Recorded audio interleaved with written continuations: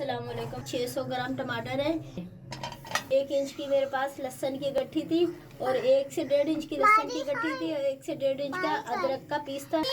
ये 1 प्याली तेल डालेंगे और 2 मिनट के लिए ढक देंगे। ठंडा करके इसको ग्राइंड करेंगे। आधा पाव तेल डाल, 600 ग्राम चिकन है बोनलेस, ये डालेंगे। 3 मिनट तक फ्राई करेंगे। आधी चम्मच नमक डालेंगे। 3 मिनट ये वो डालेंगे।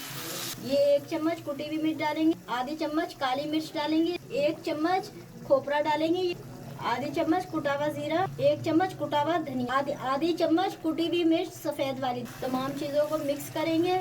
1 चम्मच टमाटो पेस्ट।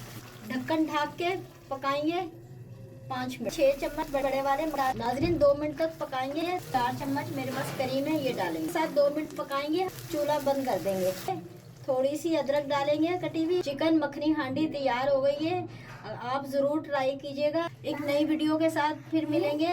अल्लाह हाफिज। शेयर करिएगा, लाइक कीजिएगा, सब्सक्राइब कीजिएगा।